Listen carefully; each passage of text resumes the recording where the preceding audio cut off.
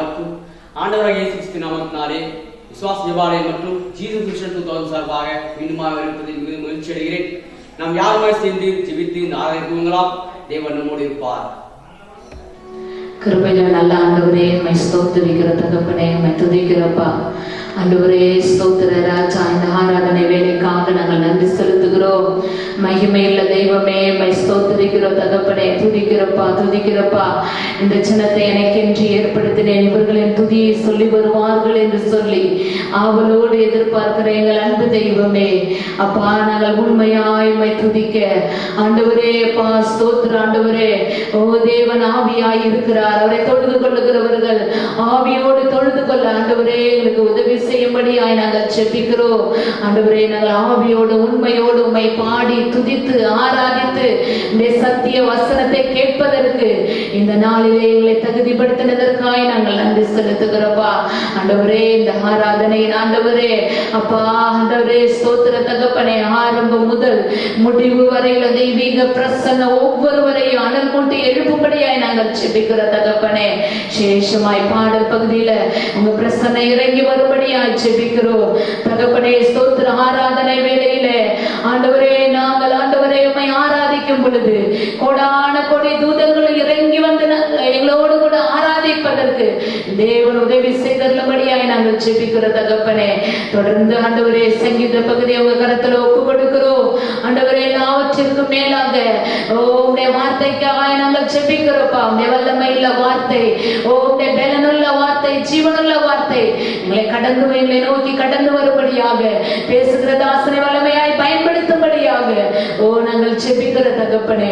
தொடர்ந்து எல்லாவற்றையும் உங்க கரத்துல ஒப்பு கொடுக்கிறோம். இந்த ஆராதனைக்கு ஆண்டவரே ஆண்டவரே ஸ்தோத்திர தலைவராய் இருந்த தலைமை தாங்கி நீர் நடத்தி தரும்படியாக வல்லமையில கரத்துல ஒப்பு கொடுத்து எங்களை தாழ்த்தி செபிக்கிறோம். இயேசுவின் நாமத்தில் செபிக்கிற நல்ல பிதாவே, ஆமென். சங்கீதம் 108:1 தாவீது இப்படியாக சொல்கிறார், தேவனே என் இருதயம் ஆயத்தமாய் இருக்கிறது, நான் பாடி கீர்த்தனம் பண்ணுவேன், என் மகிமையை பாடும். நாம் பாட ஆயத்தமாகவும் தாவீதை போல பாடி தேவன் நாமத்தை மகிமைப்படுத்துவோம். இது கர்த்தரை துதித்து பாடுகிற நேரம். அவர் ஒருவரே நம்பத்தக்கவர். வசனம் சொல்கிறது, கர்த்தரை நம்புகிறவன் பாக்கியவான் என்று சொல்லி நம்முடைய எல்லா சூழலிலும் நம்பத்தக்க ஒருவராக இருக்கிறவர் அவர் ஆண்டவராக இயேசு கிறிஸ்து மாத்திரமே. இருக்கிற இடங்களிலிருந்து கரங்களை தட்டி உற்சாகமாய் பாடலாம். ஆமென். அவர் பொய் சொல்ல மனிதன் அல்ல, மனம் மாற மனமுத்திரன் கிடையாது. வாக்குகளை நினைவு கூர்ந்து பாடுவோமா? நம்பத்தக்கவர் நீர் ஒருவர் தானே, உண்மை உள்ளவர் நீ ஒருவர் தானே. நம்பத்தக்கவர் நீ ஒருவர் தானே, உண்மை உள்ளவர் நீ ஒருவர் தானே. பொய் சொல்லிட நீ மனிதன் அல்ல, மனம் மாறிட மனுபுத்திரன் அல்ல. பொய் சொல்லிட நீ மனிதன் அல்ல, மனம் மாறிட மனுபுத்திரன் அல்ல. நீ செய்வதை தடுப்பவர் யாரும் இல்லை, நீ செய்வதை தடுப்பவர் யாரும் இல்லை. எல் ஷடாய் தெய்வமே, சர்வ வல்லமை உள்ளவரே, யெகோவா தேவனே, என்னை பெருகச் செய்பவரே. எல் ஷடாய் தெய்வமே, சர்வ வல்லமை உள்ளவரே, யெகோவா தேவனே, என்னை பெருகச் செய்பவரே. அவர் நம்முடைய வாழ்க்கையின் பயணங்களில் நமக்கு முன்னாக சென்று எல்லா கோவிலானவர்களும் செவ்வாய் மாற்றுகிறவர். அவர் நம்மை பெருகச் செய்கிற தேவன், நம்மை ஆசீர்வதிக்கிறவர். சேர்ந்து பாடுவோமா? என் வாழ்க்கையின் பயணமெல்லாம் முன் செல்லும் மகிமையின் மேகமே. தள்ளாடி நான் நடக்கும் போது என்னை காங்கிடும் உம் கரம் நான் கண்டேனே. என் வாழ்க்கையின் பயணமெல்லாம் முன் செல்லும் மகிமையின் மேகமே. தள்ளாடி நான் நடக்கும் போது என்னை காங்கிடும் உம் கரம் நான் கண்டேனே. எல்லாரை சேர்த்து சித்து நான் முடிந்ததே, ரேகபோல் தொடங்கினதே.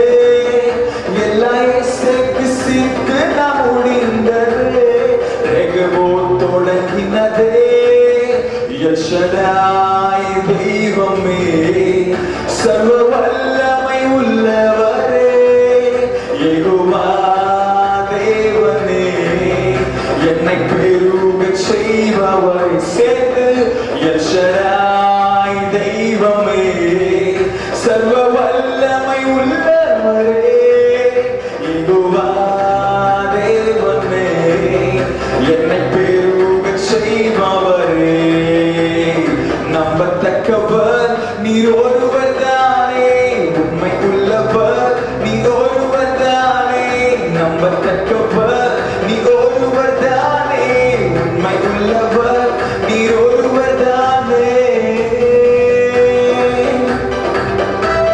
வசனம் சொல்லுகிறது, ஆரம்பம் அற்பமாய் இருந்தாலும் நம்முடைய முடிவு சம்பூர்ணமாய் இருக்கும். கண்ணீரோடு விளைக்கிறவர்கள் கம்பீரத்தோடு அறுப்பார்கள் என்று சொல்லி கர்த்தரை நாம் இருந்து நாம் கம்பீரமான அருளை செய்வோமா?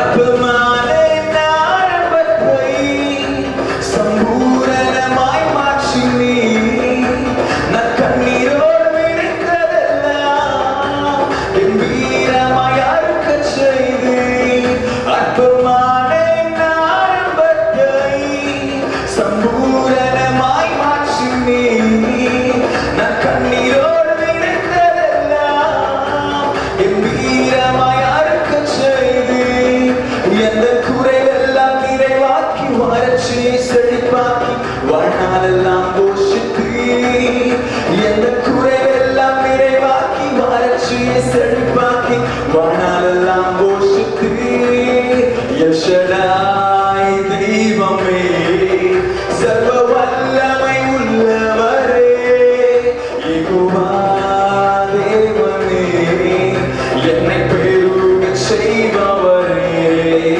எல் ஷடாய் தெய்வமே, சர்வ வல்லமை உள்ளவரே, யெகோவா தேவனே, என்னை பெருகச் செய்பவரே, நம்பத்தக்கவர் நீ ஒருவர் தானே, உண்மை உள்ளவர் நீ ஒருவர் தானே, நம்பத்தக்கவர் இயேசு ஒருவர் தானே, உண்மை உள்ளவர் நீ ஒருவர் தானே, பொய் சொல்லிட நீ மனிதன் அல்ல, மனம் மாறிட மனுத்திரன் அல்ல, பொய் சொல்லிட நீ மனிதன் அல்ல, மனம் மாறிட மனுத்திரன் அல்ல, நீ செய்வதை தடுப்பவர் யாரும் இல்லை, நீ செய்வதை தடுப்பவர் யாரும் இல்லை, எல் ஷடாய் தெய்வமே, சர்வ வல்லமை உள்ளவரே,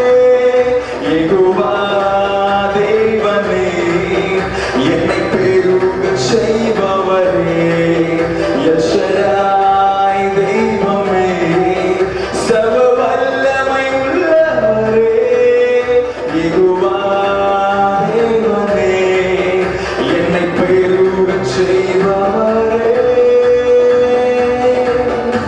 Hallelujah.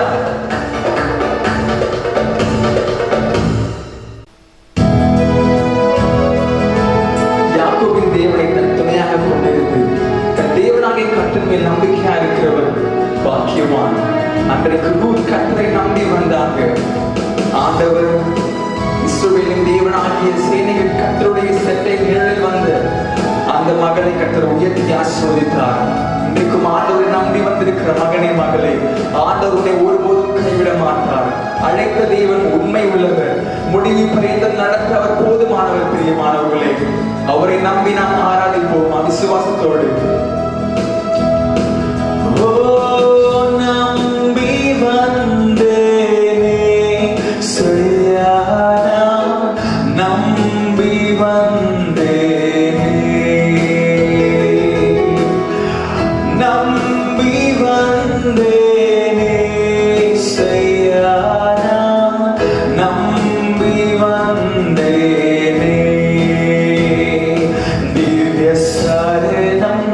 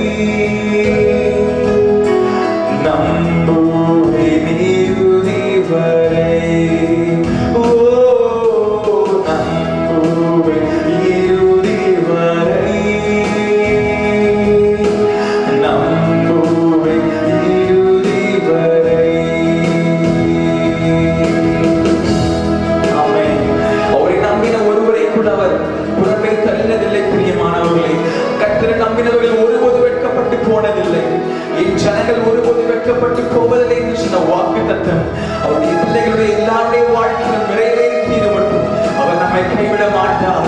ஒருவேளை நாம் கடந்து போகிற பாதை கடினமாக இருந்தாலும் நம்மை தாங்கி நடத்துகிற ஒரு கரம், நமக்காய் கிரியை செய்கிற கரம், அன்றைக்கு எஸ்ரா நெகேமியா மீது இருந்த அந்த தயவுள்ள கரம் நம்மோடு இருக்கிறது. நாம் தொடர்ந்து முன்னேறுவோம். கர்த்தர் பெரிய காரியங்களை செய்கிறார்.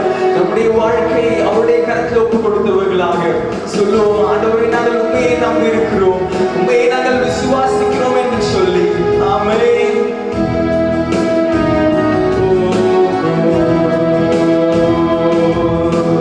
நம்புவேன் இறுதி வரை, நம்புவேன் இறுதி வரை, ஓ நம்புவேன் இறுதி வரை, நம்புவேன் இறுதி வரை, நம்புவேன் இயேசுவை, நம்புவேன் இயேசுவை, நம்புவேன் இயேசுவை, நம்புவேன் இயேசுவை. ஹalleluya, hallelujah,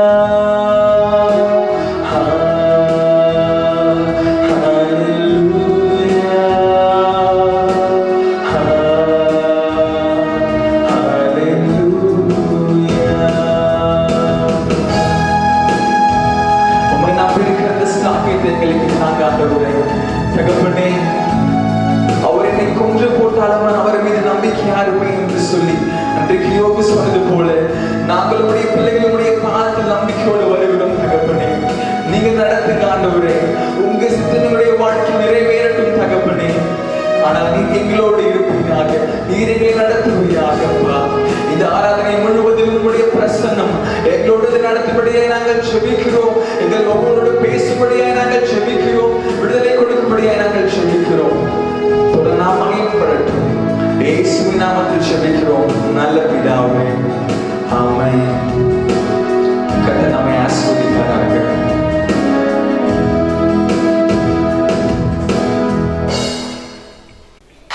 என்னோட கூட வேதாகமத்தை எடுத்துக்கொள்ளுங்கள். நாம் யாரும் வேறு ஒரு சங்கீத வாசிக்கலாம். கர்த்தருக்கு ஸ்தோத்திரம்.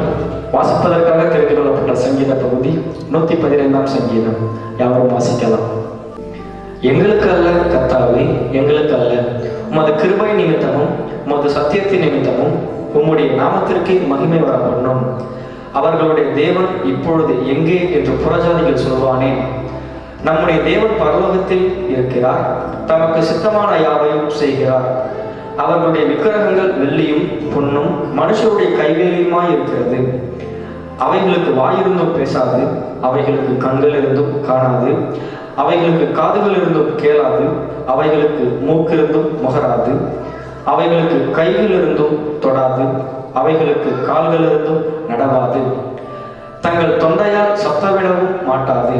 அவைகளை பண்ணுகிறவர்களும் அவைகளை நம்புகிறவர்கள் யாவரும் அவைகளைப் போலவே இருக்கிறார்கள். இஸ்ரவேலை கர்த்தரை நம்பு, அவரே அவர்களுக்கு துணையும் அவர்களுக்கு கேடகமுமாய் இருக்கிறார்.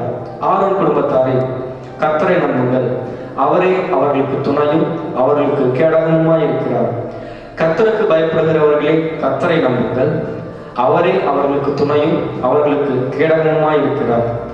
கர்த்தர் நம்மை நினைத்திருக்கிறார், அவர் ஆசீர்வதிப்பார். இஸ்ரவேல் குடும்பத்தாரை ஆசீர்வதிப்பார், அவர் ஆரோன் குடும்பத்தாரை ஆசீர்வதிப்பார். கர்த்தருக்கு பயப்படுகிற பெரியோரையும் சிறியோரையும் ஆசீர்வதிப்பார். கர்த்தர் உங்களையும் உங்கள் பிள்ளைகளையும் வர்த்திக்க பண்ணுவார். வானத்தையும் பூமியையும் படைத்த கர்த்தராலே நீங்கள் ஆசீர்வதிக்கப்பட்டவர்கள். வானங்கள் கர்த்தருடையவைகள், பூமியும் மனுபுத்திரருக்கு கொடுத்தார். மரித்தவர்களும் மௌனத்தில் இறங்குகிற அனைவரும் கர்த்தரை துதியார்கள். நாமோ இன்று முதல் என்றைக்கும் கர்த்தரை ஸ்தோத்தரிப்போம். அல்லேலூயா. கர்த்தர் தாமே இந்த சங்கீதத்தை கொண்டு உங்கள் யாவரையும் ஆசீர்வதிப்பாராக. ஆமென். கர்த்தர் சொல்லுகிறார், இந்த ஸ்தலத்தில் செய்யப்படும் ஜெபத்திற்கு என் கண்கள் திறந்தவைகளும் என் செவிகள் கவனிக்கிறவருமாயிருக்கும். ஆம், நாம் விசுவாசத்தோடு ஜெபிப்போம். ஜெபத்தை கேட்கிறவர் நம்மோடு இருக்கிறார். நம்ம ஜெபத்தை கேட்டு அவர் அற்புதங்களை செய்வார். நாம் ஜெபிக்கலாம். கர்த்தருக்கு ஸ்தோத்திரம். இந்த நேரத்தில் கூட நம்ம ஒரு சில ஜெப குறிப்பாக கூட ஜெபிக்க போகிறோம். நாட்டில் அநேக பிரச்சனைகள், அநேக கஷ்டங்கள் இருக்கு. அவற்றை எல்லாத்தையும் தாங்கும்படியாக கூடும் ஒரு சில ஜெப குறிப்புக்காக கூட நேரத்தில் நம்ம அவனோட சமூகத்தில் ஜெபிக்கலாம். விசேஷமாக கூட முதலாவது கூட நம்ம நாட்டில் ஒரு பெரிய கொள்ளனை பார்த்தீங்கன்னா நடந்துட்டு இருக்கு. கொரோனாக்காக ஜெபிக்க போகிறோம். மற்ற எல்லா நாட்டிலையும் பார்த்தீங்கன்னா கொஞ்சம் ஸ்டேபிள் ஆகிடுச்சு. இன்னும் இந்தியாவில் கூட பார்த்தீங்கன்னா ஸ்டேபிள் ஆச்சுன்னு சொல்கிறாங்க. இருந்தாலும் அதிகப்படியான கேசஸ் வந்து டெய்லியும் ரிஜிஸ்டர் பண்ணிக்கிட்டே இருக்காங்க. அதனால் நம்ம அதுக்காக முக்கியமாக ஜெபிக்கணும். அநேகர் பார்த்தீங்கன்னா இந்த கொரோனாவில் வந்து விடுதலையாகட்டும், இதில் அநேகர் கஷ்டப்பட்டுட்டு இருக்காங்க. அதாவது சாப்பாடு இல்லாமல் அநேக பேர் வேலையெல்லாம் கஷ்டப்பட்டுட்டு இருக்காங்க. அவங்கள ஆண்டு சந்திக்கும்படியாக கூட ஒரு நோயாளிகளையும் ஆண்டு சந்திக்கும்படியாக கூட இந்த கொரோனா கூடி சீக்கிரத்தில் நம்ம நாட்டை விட்டு முற்றிலுமாக ஒழிக்கப்படும்படியாக கூட நம்ம இந்த நேரத்துக்காக கொரோனாவில் இருந்து விடுதலை கிடைக்கும்படியாக கூட ஜெபிக்கிறோம். ஸ்தோத்திரம். எங்களை மிக நேசிக்கிற அன்பு சிவப்பனையப்பா, நேரத்தில் எங்களோ இங்கே நிற்க உதவி செய்திகளும் முக்கியமைக்காக நன்றி. கொரோனாக்காக ஜெபிக்கிறோம். கடந்த 5 மாதங்களாக எங்களை வாட்டி தகப்பனைப்பா கஷ்டப்படுத்திட்டு இருக்கு. நீர் எங்களோடு கூட இருந்து கண்மணி போல பாதுகாத்து ஒவ்வொரு நொடியிலும் ஒவ்வொரு இமைப்பொழுதிலும் எங்கள் மறவாமல் எங்களோடு கூட இருக்கீங்களே தகப்பனைப்பதற்காக நன்றி. எங்கள் நாட்டில் இருக்க ஒவ்வொருவரையும் ஆசிர்வதிங்க. எங்கள் நாட்டில் இருக்க ஒவ்வொருவரையும் இந்த பிரச்சனையிலிருந்து விடுதலையாக்க முடியாது ஜெபிக்கிறோம். அநேக கண்ணையிலையும் கஷ்டத்திலையும் துன்பத்திலையும் தொல்லைகளையும் வியாதிகளையும் உழன்று கொண்டு சிக்கிக்கொண்டு எப்படி வெளியே வர்றது தெரியாமல் கஷ்டப்பட்டுட்டு இருக்காங்க.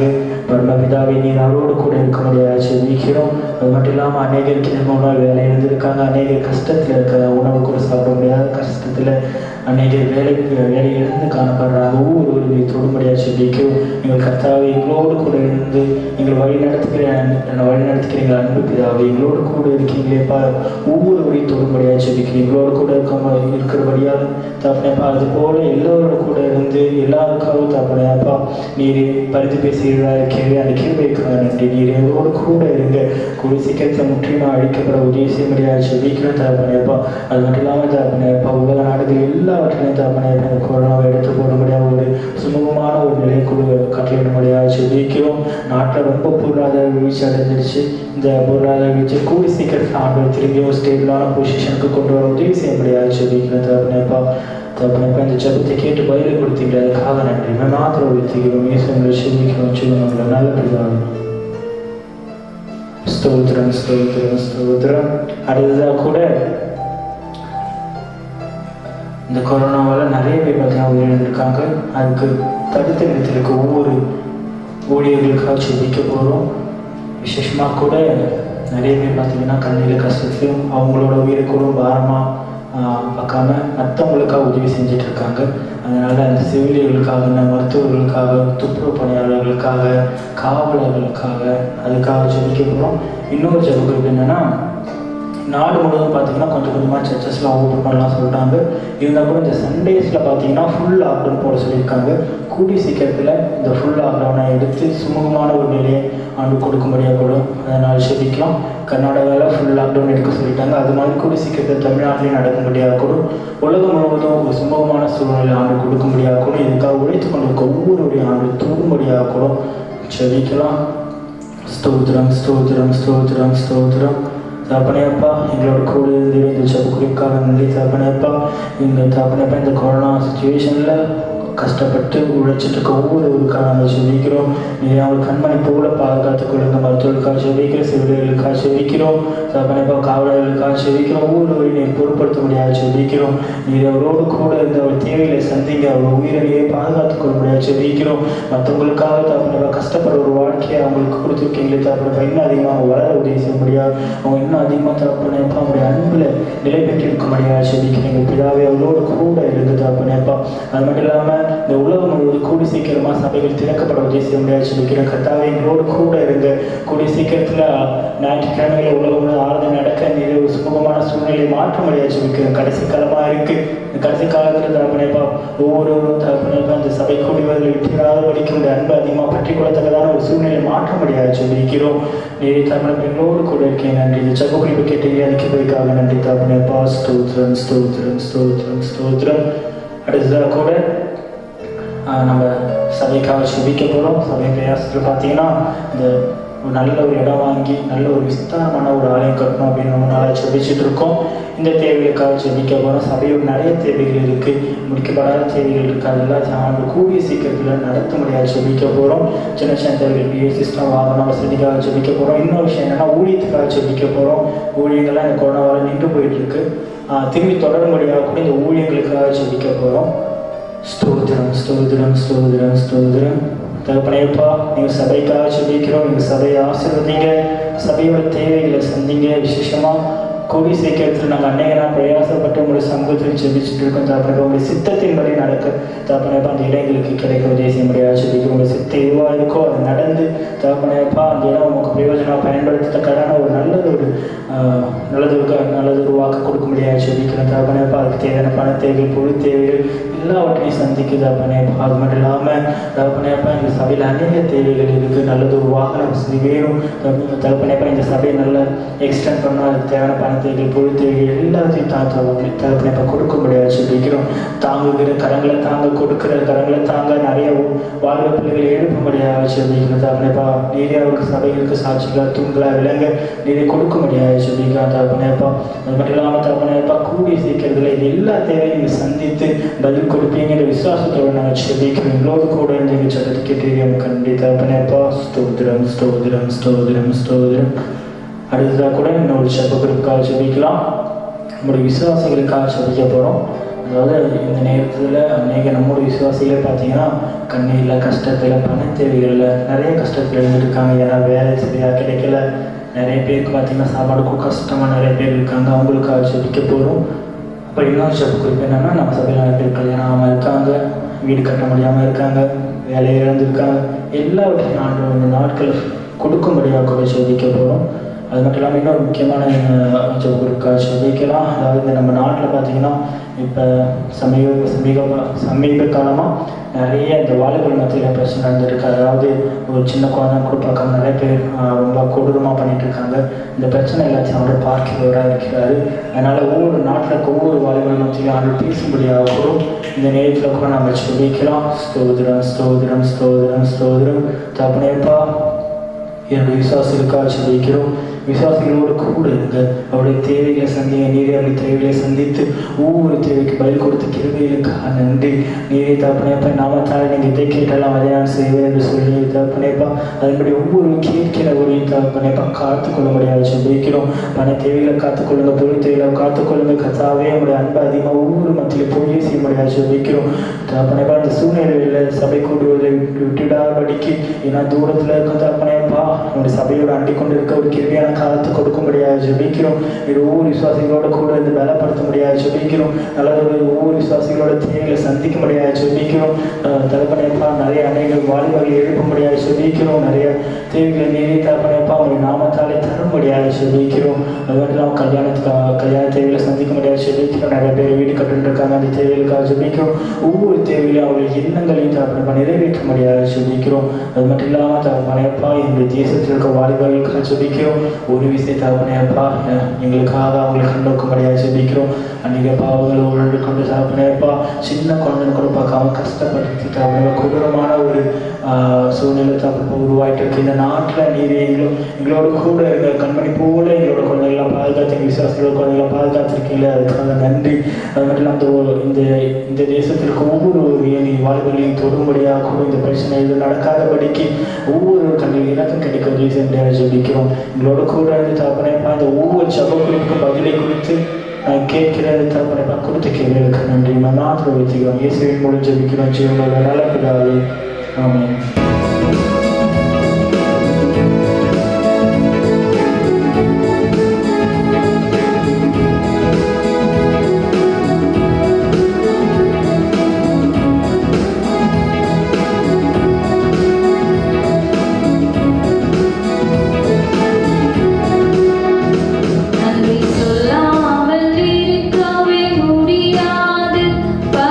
நன்றி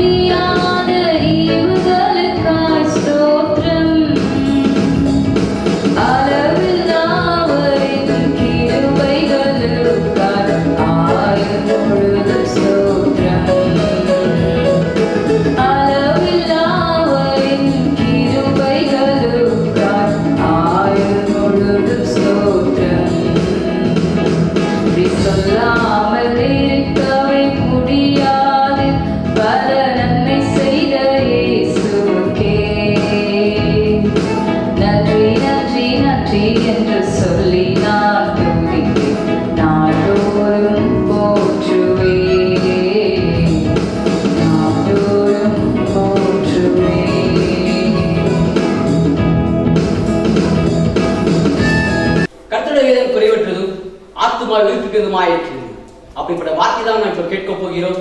நாம் யாரும் ஜெப சிந்தையோடு காணப்படலாம். தேவன் நம்மளோடு பேசுவாராக. இன்றைக்கு நாம் பார்க்கக்கூடிய பிரசங்கத்தின் தலைப்பு என்னவென்றால் சுவிசேஷம், காஸ்பல். த காஸ்பல், சுவிசேஷத்தை குறித்து நாம் இந்த வார்த்தையை இந்த பகுதியில் நாம் படிக்க இருக்கின்றோம்.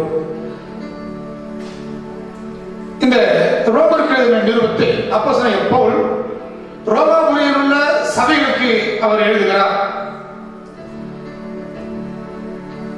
பரிசுத்த வேதாகமத்திலே பழைய ஏற்பாடு, புதிய ஏற்பாடு இரண்டாக நாம் பிரிக்கின்றோம். அதில் புதிய ஏற்பாடு என்று வரும்போது சுவிசேஷ புஸ்தகங்கள், பிறகு நிருபங்கள் என்று நாம் பார்க்கிறோம். இந்த நிருபங்கள் எதை காண்பிக்கிறது என்று, அல்லது சுவிசேஷ புஸ்தகங்கள் எதை காண்பிக்கிறது என்று இன்றைக்கு ஒரு வித்தியாசத்தை உங்களுக்கு கோடிட்டு காட்ட நான் விரும்புகிறேன். சுவிசேஷ புஸ்தகங்கள் மத்தேயு, மார்க்கு, லூக்கா, யோவான், இந்த 4 புத்தகங்களும் இயேசு கிறிஸ்துவின் வாழ்க்கை முறைமையை, இயேசு கிறிஸ்துவின் வாழ்க்கையில் நடந்த சம்பவங்களை சித்தரிக்கிறது. 4 சுவிசேஷ புத்தகங்களும் இயேசு கிறிஸ்துவின் வாழ்க்கையை சித்தரிக்கிறது. வாழ்க்கை முறை எப்படி வாழ்ந்தார் என்று சம்பவங்களை, இன்சிடென்ட்களை அதை விளக்கி காண்பிக்கிறது. ஆனால் சுவிசேஷ புஸ்தகங்கள் சம்பவங்களை சொல்லாமல் அந்த சம்பவத்திற்கு பிறகு அதனுடைய பின்னணி, அதன் பேக்ரவுண்ட் என்ன என்பதை விளக்கி காண்பிக்கிறது. சத்தியத்தை நிருபங்கள் சொல்லுகிறது. உதாரணத்துக்கு இயேசு கிறிஸ்து ஏன் இயேசு கிறிஸ்து பாடுபட்டதை, அவர் எப்படி கல்வாரி சிலுவையிலே கொல்கத்தா மலையிலே அவர் சிலுவையை சுமந்து கொண்டு எப்படி சென்றார், அவர் எப்படி வாதினால் அடிக்கப்பட்டார், எப்படி ஆணிகள் கடாவப்பட்டார், அவர் எப்படி மனுமக்களுக்காக அழுதார், எல்லாவற்றையும் ஒவ்வொரு சம்பவங்களாக மத்தேயும், மார்க்கும், லூக்காவும் அதை எழுதுகிறார்கள். ஆனால் சுவிசேஷ புஸ்தகங்கள் நிருபங்களை பார்க்கும்போது, நிருபங்கள் எழுதின அப்போஸ்தலனாகிய பவுல், பேதுரு, இவர்கள் எல்லாரும் அந்த சம்பவத்திற்கு விளக்கங்களை எழுதுகிறார்கள். உதாரணத்துக்கு இயேசு கிறிஸ்து அந்த கல்வாரி சிலுவையில அடிபடும் போது அவருடைய சரீரத்தில் தழும்புகள் வந்தது.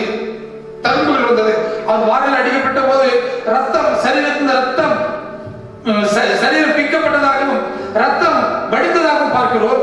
ஆனால் பேதுரு எழுதுகிறார், அவருடைய தழும்புகளாலே நீங்கள் குணமானீர்கள் என்று சொல்கிறார். அப்ப பாருங்க, சுவிசேஷ புஸ்தகங்கள் சம்பவங்களை சொல்லுகிறது, நிருபங்கள் சத்தியத்தை, அந்த சம்பவத்திற்கான பின்னணியும் என்ன என்பதை சொல்லுகிறது. அதே போலதான் பாருங்க, நிருபங்கள் இங்கே எழுதப்பட்டது. இந்த ரோமன் நிருபங்கள் அப்போஸ்தலனாகிய பவுல் ரோமாபுரிக்கு எழுதும்போது அந்த சுவிசேஷத்தினுடைய விளக்கங்களை அவர் சொல்லிக் கொண்டிருக்கிறார். வேத பண்டிதர்கள் சொல்லுகிறார்கள், ரோமன் நிருபமானது 5வது சுவிசேஷ புஸ்தகம் என்று சொல்லுகிறார்கள். 5வது சுவிசேஷ புஸ்தகங்கள் மத்தேயு, மார்க்கு, லூக்கா, யோவான் சொல்லப்படுகிறது சுவிசேஷ புஸ்தகம். அதோடு கூட ரோமன் நிருபமானது 5வது சுவிசேஷ புஸ்தகம் என்று கூட சொல்லுகிறார்கள். ஏனென்றால் இந்த சுவிசேஷ புஸ்தகத்திலே, அதாவது ரோமன் நிருபத்திலே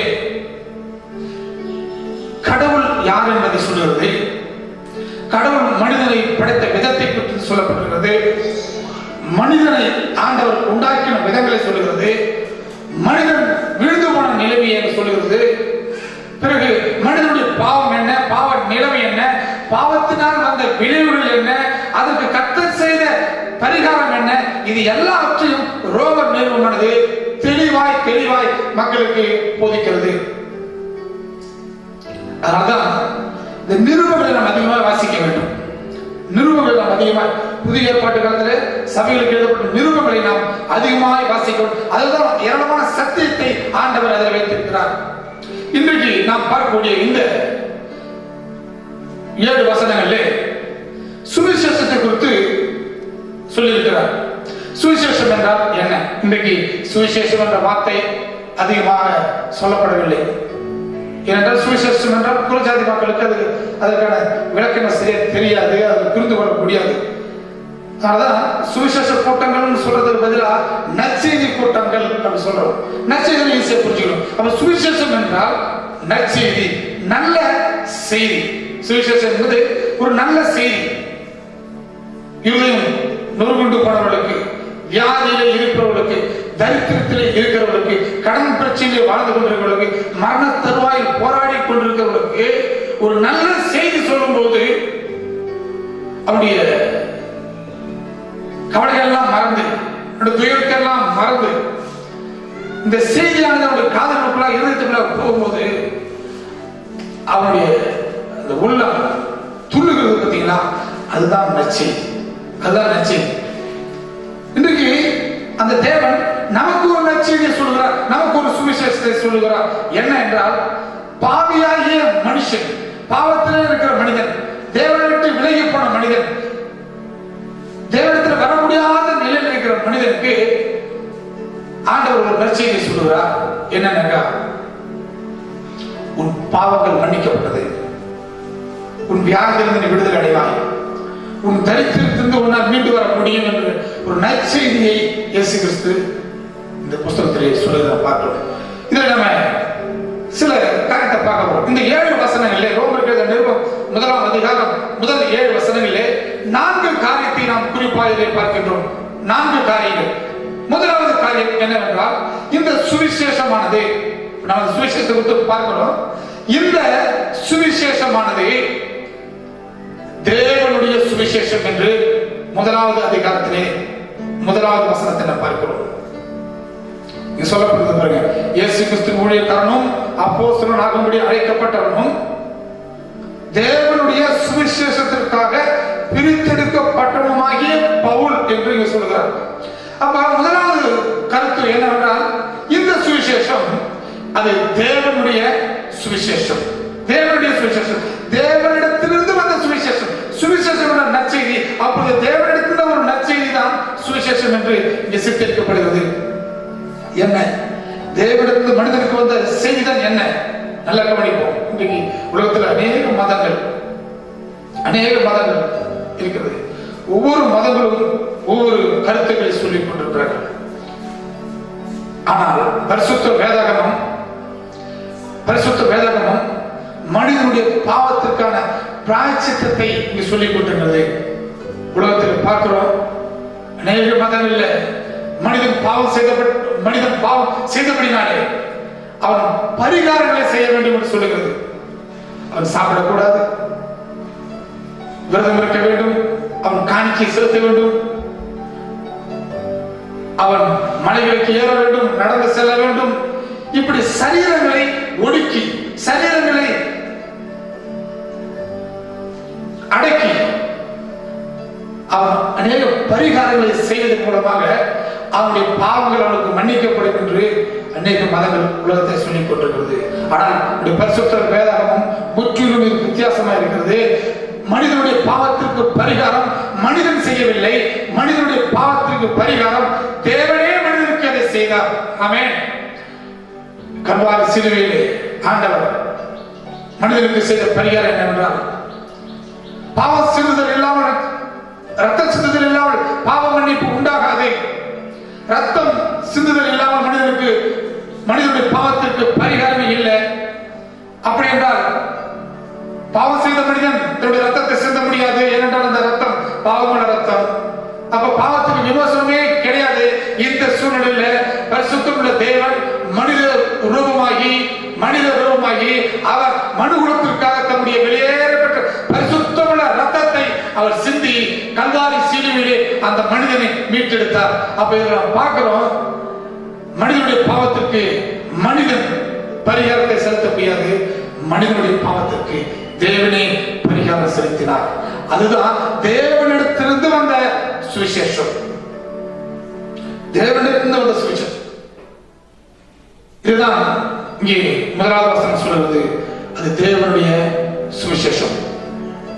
பரிசுத்த வேதாகமத்திலே லூக்கா சுவிசேஷத்திலே 10வது அதிகாரத்திலே ஒரு சம்பவம் சொல்லப்பட்டிருக்கிறது.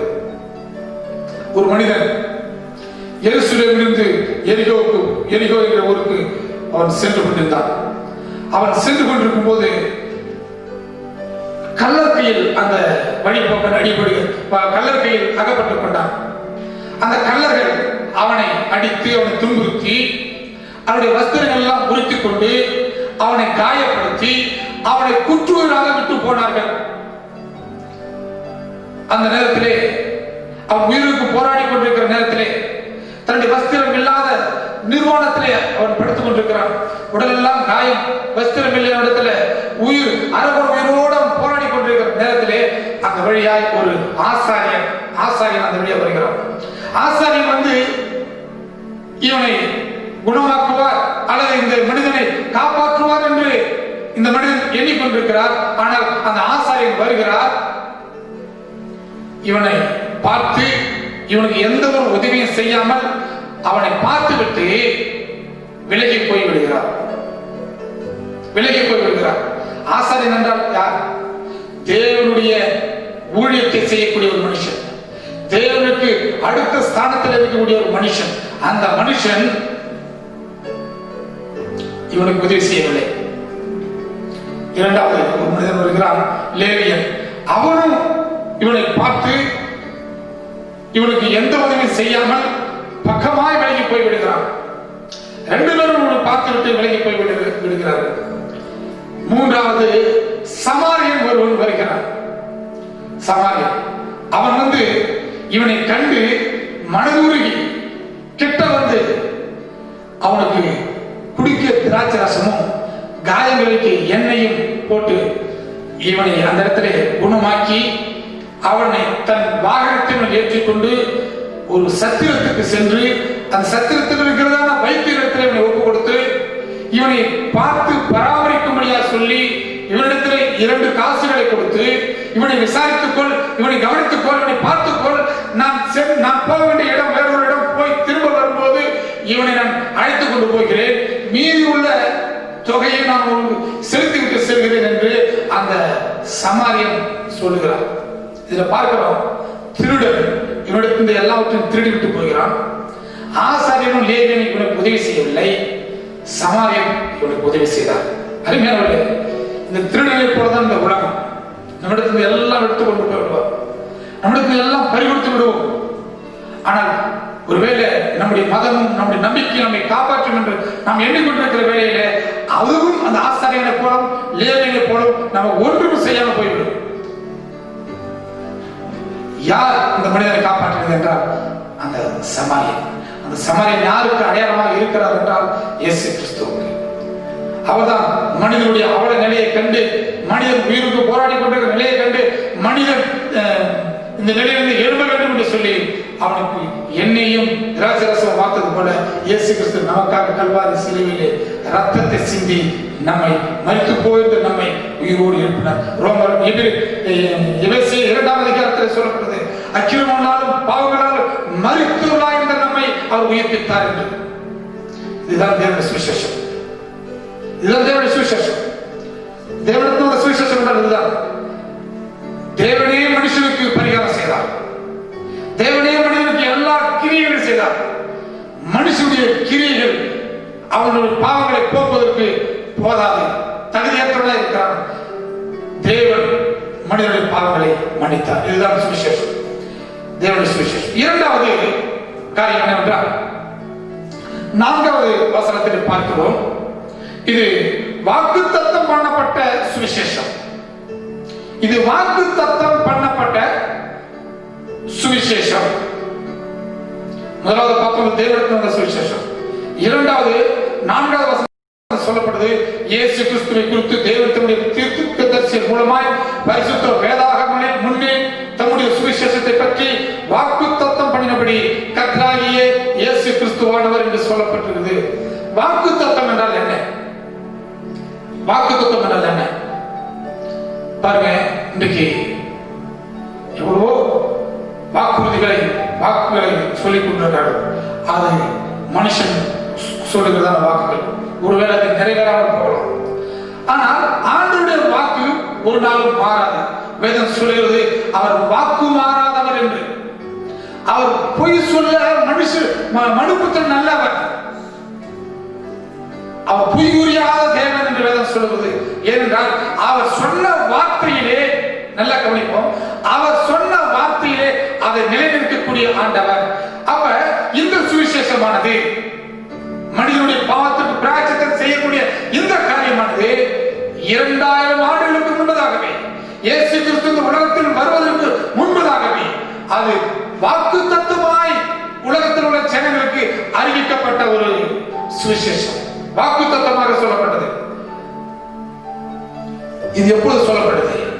முதலாவது, இயேசு கிறிஸ்து உலகத்தில் மனிதனாய் பிறந்து மனிதனுடைய பாவத்திற்கு பரிகாரத்தை செலுத்தி அவர் மரித்து அடக்கம் பண்ணப்பட்டு 3ஆம் நாள் உயிரோடு எழும்புவார், இப்படி தேவகுமாரன் பூமியில மனித ரூபமாவார் என்ற சத்தியம் முதலாவது வாக்குத்தத்தமாக எங்கு சொல்லப்பட்டிருக்கிறது என்றால், பரிசுத்த வேதாகமத்திலே ஆதியாகமத்தின் புத்தகம் 3ஆம் அதிகாரம் 15வது வசனம். ஆதியாகமம் 3:15. உனக்கும் ஸ்திரீக்கும் உன் வித்துக்கும் அவள் வித்துக்கும் பகையை உண்டாக்குவே, அவர் உன் தலையை நசுக்குவார், நீ அவர் குதிங்காலை நசுக்குவார் என்றார்.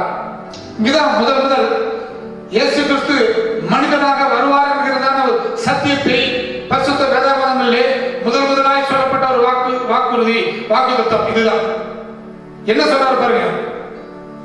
உனக்கும் ஸ்திரீக்கும், சர்ப்பத்தை பார்த்து சொல்கிறார், பிசாசை பார்த்து சொல்கிறார், உனக்கும் ஸ்திரீக்கும் உன் வித்துக்கும் அவளுக்கும் பகையை உண்டாக்கவே அவர், அந்த வார்த்தை அண்டர் பண்ணணும், அவர் உன் தலையை நசுக்குவார்.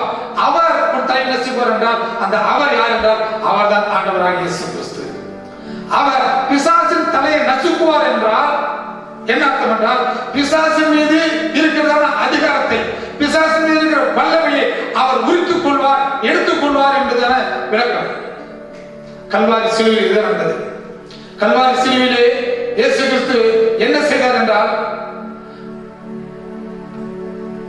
பிசாசானவன் மனிதனை வஞ்சித்து மனிதனை ஏமாற்றி எடுத்துக்கொண்ட இந்த உலகத்தை, இந்த அதிகாரத்தை, இந்த உரிமையை, இந்த வல்லமையை எப்படி ஆதாம் விற்று போட்டானோ, ஆதாம் விற்று போட்ட அந்த அதிகாரத்தை கல்வாரி சிலுவையிலே இயேசு கிறிஸ்து அந்த பிசாசிலிருந்து எடுத்துக்கொண்டார். பிசாசின் அதிகாரத்தை எடுத்துக்கொண்டார். இந்த உலகம் அடிமைப்பட்டு கிடந்தது, இந்த உலகம் விடுதலை இல்லாமல் இருந்தது. இயேசு கிறிஸ்து இந்த உலகத்தை அடிமைத்தனத்திலிருந்து மீட்டார். இந்த உலகத்திற்கு ஒரு விடுதலை கொடுத்தார், இந்த உலகத்திற்கு ஒரு மீட்பை கொடுத்தார். இதுதான் கல்வாரி சிலுவையிலே இயேசு கிறிஸ்து செய்தார். பிசாசின் துரைத்தனங்களை, அதிகாரங்களை உரித்துக் கொண்டு சிலுவையின் மேல் ஆணி அறிந்து கொலை செய்யப்படுகிறோம். சிலுவையின் மேல் ஆணி அறிந்து அவர் வெற்றி சிறந்தார் என்று சொல்லப்படுகிறது. இயேசு கிறிஸ்து சிலுவையிலே வெற்றி சிறந்த தெய்வம், சாத்தானை ஜெயித்தவர். இந்த சுவிசேஷத்தை குறித்து ஆதியாகமம் 3ஆம் அதிகாரத்திலே 15ஆம் வசனத்திலே இந்த சொல்லப்படுது, அவரும் தலையை நசுக்குவார். மூன்றாவது கருத்து என்னவென்றால், ரோமர் நிருபம் முதல் 7 வசனங்களில் மூன்றாவது கருத்து என்னவென்றால், 4வது வசனத்தை நாம் திரும்ப பார்ப்போம். 4வது வசனம் ரோமர் 1:4.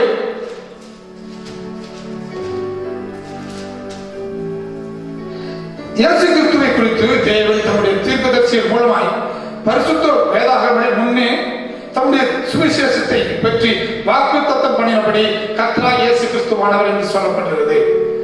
முதல்ல பார்த்தோம் இது தேவனுடைய சுவிசேஷம், இரண்டாவது பார்த்தோம் இது வாக்குத்தத்தம் பண்ணின சுவிசேஷம்.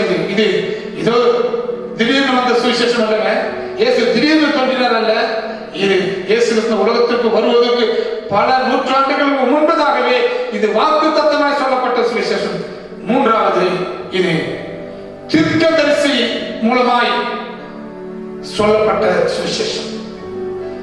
தீர்க்கதரிசிகள் தம்முடைய வாய் வழியால் சொல்லப்பட்ட ஒரு சுவிசேஷம்.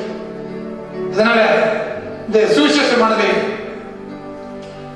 இயேசு கிறிஸ்து உலகத்திற்கு வருவதற்கு முன்பதாக ஏராளமான தீர்க்கதரிசிகள் மூலமாய் உலகத்தில் வந்து மனிதனுடைய பாவங்களை சுமப்பார் என்று, உலகத்தின் பாவத்திற்கு பரிகாரம் செய்வார் என்று பல தீர்க்கதரிசிகள் மூலமாக அவர் முன்கூட்டியே அவர் சொல்லியிருக்கிறார். சொல்ற பாருங்க, இந்த உலகத்துல ஒருவர் தோன்றுவார் என்று, உலகத்தில் ஒருவர் தோன்றுவார் என்று இதுவரைக்கும் யாருக்கும் முன்கூட்டியே சொன்னது கிடையாது. உலகத்தில் எத்தனையோ மகான்கள் இருக்கிறார், எத்தனையோ தத்துவ ஞானிகள் இருக்கிறார், எத்தனையோ விஞ்ஞானிகள் இருக்கிறார்கள், எத்தனையோ சயின்டிஸ்டுகள் இருக்கிறாங்க, எத்தனையோ தேச தலைவர்கள் இருக்கிறார்கள். நான் அவர் யாரும் குறை சொல்லவில்லை. ஆனால் அவருடைய பிறப்பும் அவருடைய வாழ்க்கை முறையும் குறித்து முன்கூட்டியே சொல்லவில்லை. ஆனால் இந்த உலகத்திலே முதலாக ஒருவருடைய பிறப்பை குறித்தும் அவருடைய வாழ்க்கை குறித்தும் அவருடைய மரணத்தை குறித்தும் அவருடைய உயிர்த்தெழுதலை குறித்தும் சொல்லப்பட்டிருக்கிறது என்றால் அது இயேசு கிறிஸ்துவுக்கு மாத்திரமே. ஆமென். அப்ப இயேசு கிறிஸ்துவை குறித்து பல நூற்றாண்டுகளுக்கு முன்பதாகவே தீர்க்கதரிசிகள் மூலமாய் இது சொல்லப்பட்டிருக்கிறது. பரிசுத்த வேதாகமத்திலே எபிரேயர் எழுதின நிருபம் 1வது அதிகாரம் 1வது வசனமும் 2வது வசனமும் இப்படியாக சொல்கிறது. எபிரேயர் 1:1 வசனம் 2 வசனம், பூர்வ நாட்களில் பங்கு பங்காகவும் வகை வகையாகவும் தீர்க்கதரிசிகள் மூலமாய் பிதாக்களுக்கு திருவுளம் பற்றின தேவன். தீர்க்கதரிசிகள் மூலமாய் பிதாக்களுக்கு திருவுளம் பற்றின தேவன் இந்த கடைசி நாட்களில் குமாரன் மூலமாய் நமக்கு திருவுளம் பற்றினார். இவரை சர்வத்துக்கும் சுதந்திரமாக நியமித்தார். இவரை கொண்டு உலகங்களையும் உண்டாக்கினார். இவர் அவருடைய மகிமையின் பிரகாசமும் அவருடைய தன்மையின் சொரூபமாய் இருந்து சர்வத்தையும் தம்முடைய வல்லமையுள்ள வசனத்தினாலே தாங்குகிறவராய் தம்மாலே தாமே நம்முடைய பாவங்களை நீக்கும் சுத்திகரிப்பை கொண்டு பண்ணி உன்னதத்துள்ள மகத்துவமானவருடைய வலது பாசத்திலே உட்கார்ந்தார். இதுல இயேசு கிறிஸ்துவை குறித்து எபிரேயர் ஆக்கியோன் இதை எழுதுகிறார். இயேசு என்றால் யார் என்பதை சொல்லுகிறது. இவர் யார்? பிதாவுடைய மகிமைக்குரியவர், பிதாவுக்கு சமமானவர். அப்பேற்பட்ட இந்த இயேசு கிறிஸ்து தீர்க்கதரிசிகள் மூலமாக பிதாக்களுக்கு திருவுளம் பற்றினார் சொல்லப்பட்டது. அப்ப இயேசு கிறிஸ்துடைய வாழ்க்கை, இயேசு கிறிஸ்துடைய மரணம், உயிர்த்தெழுதல், அவர் மனுக்குலத்திற்கு செய்கிற பரிகாரங்களை குறித்து ஏதோ திடீரென்று நடந்துவிடவில்லை, திடீரென்று ஒரு அசம்பாவிதமாக அல்லது விபத்து போல நடந்துவிடவில்லை. இந்த சுவிசேஷமானது இயேசு கிறிஸ்து மனிதனுக்காய் மரிப்பேன் என்று சொன்ன வார்த்தை, இயேசு கிறிஸ்து உலகத்தில் மனிதனாய் பிறந்து பாடுபட்டு அடக்கப்படப்பட்டு 3ஆம் நாள் உயிரோடு எழுப்புவார் என்ற இந்த காரியமானது திடீரென்று நடக்கவில்லை. இது பல நூற்றாண்டுகளுக்கு முன்பதாக தீர்க்கதரிசி மூலமாக முற்பிதாக்களுக்கு தீர்க்கதரிசி மூலமாய் வாய்மொழியாக சொல்லப்பட்டது. அதிலே ஒன்றுதான் ஏசாயா என்கிற ஒரு தீர்க்கதரிசியை நாம் பார்க்கிறோம். ஏராளமான தீர்க்கதரிசிகள் இருக்கிறார்கள். ஆனால் ஏசாயா தீர்க்கதரிசியிலே ஒரு பிரதானமான தீர்க்கதரிசி. அவர் 53வது ஏசாயா 53வது அதிகாரத்திலே இயேசு கிறிஸ்து குறித்து தெளிவான ஒரு படத்தை அவர் காண்பிக்கிறார். என்ன சொல்றார் பாருங்க, 4வது வசனம், ஏசாயா 53 4, 5 வசனங்கள்.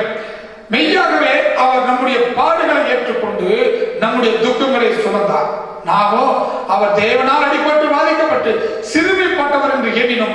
நம்முடைய மீறுதல் நிமித்தம் அவர் காயப்பட்டு நம்முடைய ஐக்கியமான நிமித்தம் அவர் நொறுக்கப்பட்டார். நமக்கு சமாதானத்தை உண்டு பண்ணும் ஆக்கினை அவர் மேல் வந்தது. அவருடைய தழும்புகளால் குணமாகிறோம். இந்த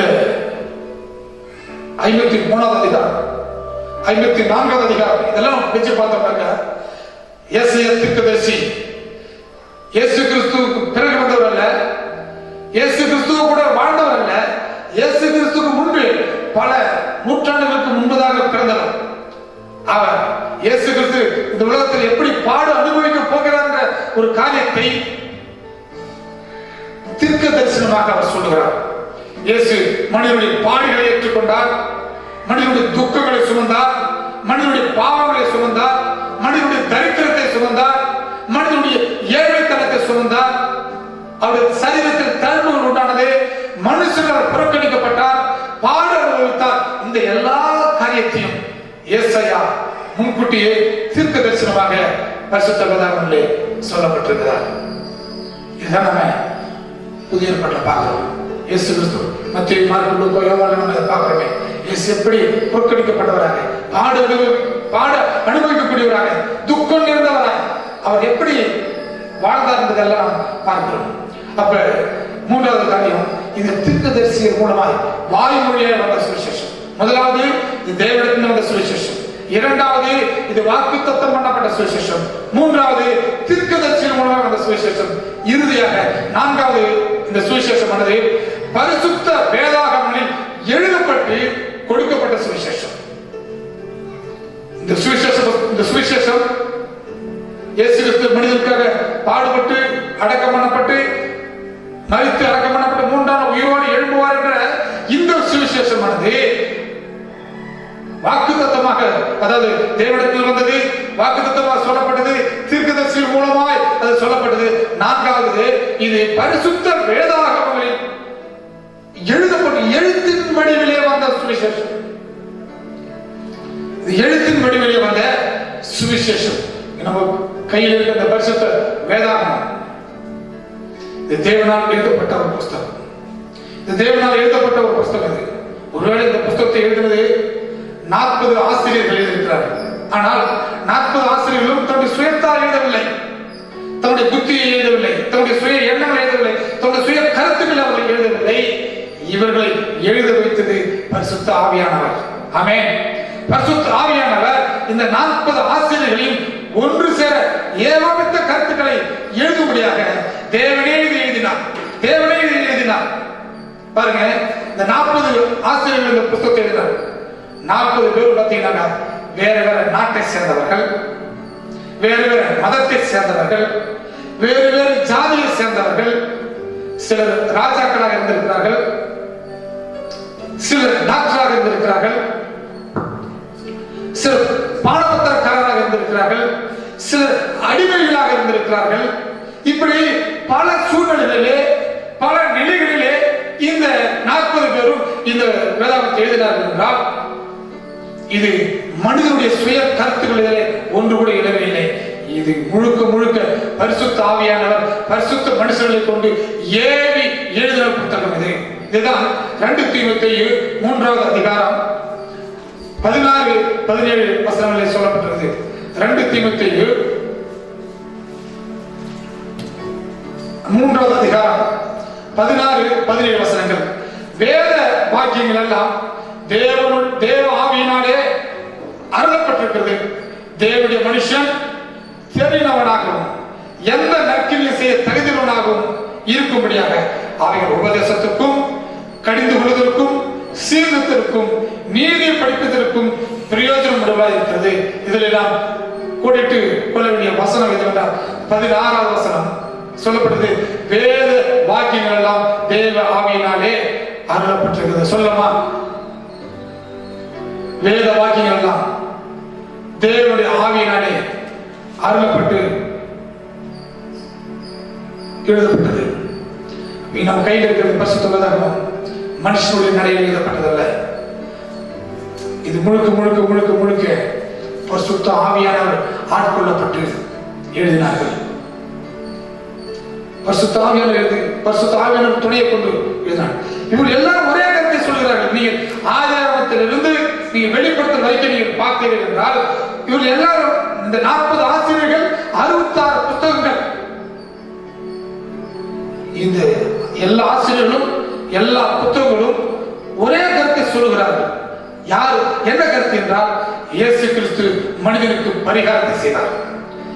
இயேசுவே ஆண்டவர், இயேசுவே மனிதனுக்கு பரிகாரத்தை செலுத்தினார். அவர் இந்த உலகத்திலே மனிதனாய் ரூபம் எடுத்து மனிதனுடைய பாவத்திற்கு பரிகாரம் செலுத்தினார் என்ற ஒரே யோகமிட்ட கருத்தை நீங்கள் ஆதியாகமத்திலிருந்து வெளிப்படுத்த வரைக்கும் பார்க்கலாம். ஒவ்வொரு புத்தகத்திலும் இயேசுவை சித்தரித்து காட்டுகிறது. இந்த புத்தகத்தின் நடு நாயகன் யார் என்றால் அவர்தான் ஆண்டவராக இயேசு கிறிஸ்து. இந்த முழு புத்தகத்தின் நடு நாயகன் யார் என்றால் அவர்தான் ஆண்டவராக இயேசு கிறிஸ்து. இந்த இயேசு கிறிஸ்து ஏதோ 2000 ஆண்டுகளுக்கு முன்னே வந்தார், திடீரென்று வந்தார் என்று யாரும் நினைத்துக் கொள்ள வேண்டாம். பல நூற்றாண்டுகளுக்கு முன்பதாகவே பரிசுத்த வேதாகமத்திலே இந்த பைபிளில் முன்கூட்டியே இவரை குறித்து எழுதப்பட்டாயிற்று.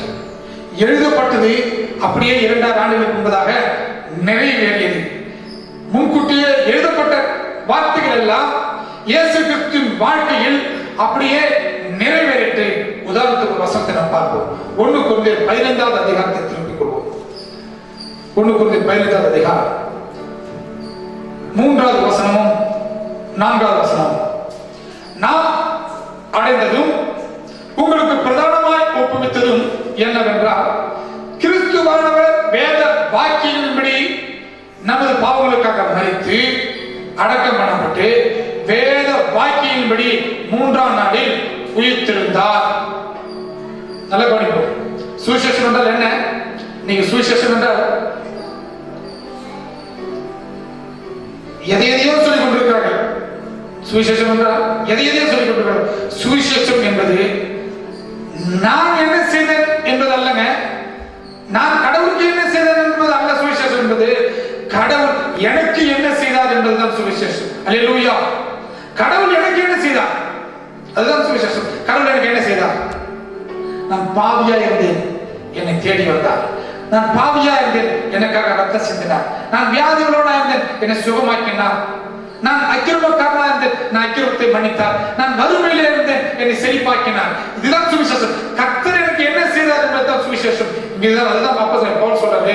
அந்த சுவிசேஷம் எனக்கு ஒப்புவிக்கப்பட்டது என்று பவுல் சொல்கிறார். அந்த சுவிசேஷம் பவுலுக்கு வெளிப்படுத்தப்பட்டது.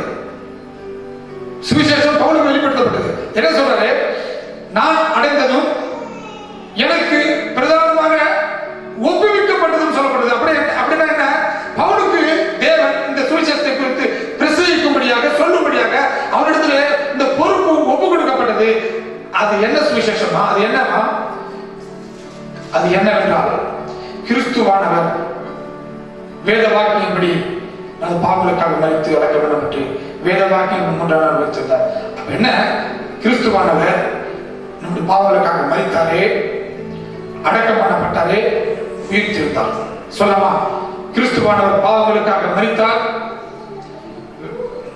அடக்கம் பண்ணப்பட்டார், 3ஆம் நாள் உயிரோடு எழுந்தார். இதுதான் சுவிசேஷம். இன்னொரு சொல்லமா? கிறிஸ்துவானவர் என்னுடைய பாவங்களுக்காக மரித்தார், அடக்கம் பண்ணப்பட்டார், 3ஆம் நாள் உயிரோடு எழுந்தார். இதை நீங்கள் விசுவாசிப்பீர்களானால் உண்மையாகவே நீங்கள் பாவத்திலிருந்து, சாபத்திலிருந்து, வியாதிலிருந்து நீங்கள் வெளியே வர முடியும். இங்க சொல்லப்படுது பாருங்க, வேத வாக்கியப்படி பாவங்களுக்காக மரித்தாரு, வேத வாக்கியப்படி 3ஆம் நாள் உயிர்த்தெழுந்தார் சொல்லப்படுது. இவரு ஏதோ கிறிஸ்துவானவர் மரித்தாரு, அடக்கம் பண்ணப்பட்டார், 3ஆம் நாள் உயிரோடு வந்தார் சொல்லல. வேத வாக்கியப்படி என்று திரும்ப திரும்ப வேத வாக்கியங்களை கோடிட்டு காட்டுகிறாரு. ஏன் பவுல் வேத வாக்கியம் கோடிட்டு காட்டுகிறார்? ஏனென்றால் இந்த வேத வாக்கியங்கள் எல்லாம் பழைய ஏற்பாட்டிலே பரிசுத்த வேதாகமங்களில் 4வது கருத்து பரிசுத்த வேதாகமங்களில் எழுதப்பட்டது. அங்க எழுதப்பட்ட அந்த காரியத்தை இங்கு அப்போஸ்தலன் பவுல் கோடிட்டு காட்டுகிறார். வேத வாக்கியம் இப்படிதான் மரித்தார். இயேசு ஏதோ திடீர்னு மரிச்சலைங்க, வேத வாக்கியம் இப்படி மரித்தார். இயேசு உயிர்த்தெழுந்தது வந்து திடீர்னு உயிர்த்தெழுந்தது இல்ல, வேத வாக்கியம் சொல்லப்பட்டிருக்குது, முன்கூட்டே சொல்லப்பட்டது. அதன்படி அவர் 3ஆம் நாள் உயிரோடு எழுந்தார். அருமையானவர்களே, இதுதான் சுவிசேஷம். இந்த சுவிசேஷத்தை எல்லாம் வேற சுவிசேஷம் உங்களுக்கு பிரசங்கிக்கப்பட்டால் நீங்கள் ஏற்றுக்கொள்ளாத. இது தேவனிடத்திலிருந்து வந்த சுவிசேஷம். இது வாக்குத்தத்தம் பண்ணப்பட்ட சுவிசேஷம், தீர்க்கதரிசிகள் மூலமாய் சொல்லப்பட்ட சுவிசேஷம், பரிசுத்த வேதாகமங்களில் எழுதப்பட்ட சுவிசேஷம். இப்பேற்பட்ட சுவிசேஷத்தை, இந்த இப்பேற்பட்ட நற்செய்தியை நீங்கள் விசுவாசிப்பீர்களானால் நீங்கள் பாவத்திலும், சாபத்திலும், வியாதியிலும், வறுமையிலிருந்து மீண்டும் வெளியே வர முடியும். ஆண்டவர்களை ஆசீர்வதிப்பாராக. ஆமென்.